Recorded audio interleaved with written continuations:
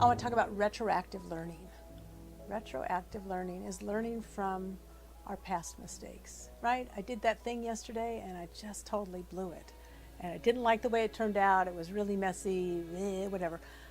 When that story is brought into therapy, I say, you've got a gem. Let's work with that. Let's work with that gem of what didn't go right yesterday so that we can redesign it so that it might be smoother the next time. It might be effective the next time. So we take the story and we kind of break it into little sections. This happened, and then this happened, and then this happened.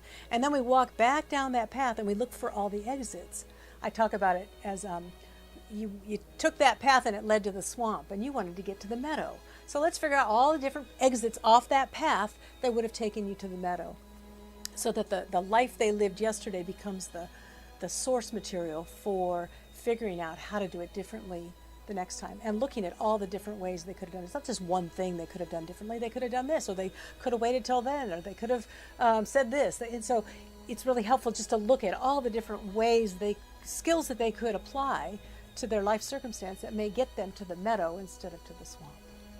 Yes, and people love to do that. They love to take the visiting of how I did it wrong and use that as a method for a tool for beating themselves up. And I think it's a strategy to they're trying to get themselves to not make that mistake again.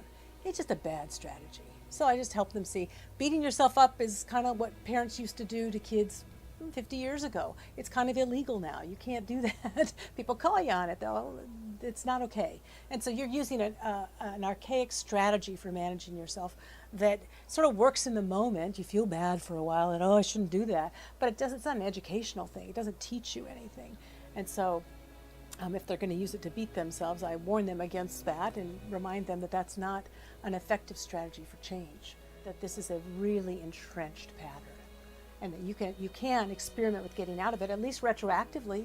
We could look at that mistake you made yesterday, and instead of beating yourself, we could retroactively look at that and think of different ideas for solving it without any beating. Let's try it that way. We could, for a moment, get out of the rut.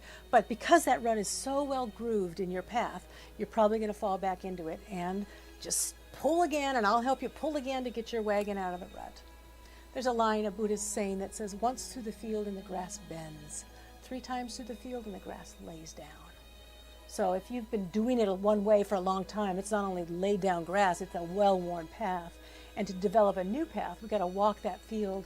We've got to start traveling that path many, many times to build a new rut, to build a new path towards the meadow, towards where you want to go instead of towards the swamp. That's not fast change, but it's change, and it can work. It does work. It's just, people have to be diligent. I don't think it developed quickly either. It developed over a long time. It's going to take a long time to shift it.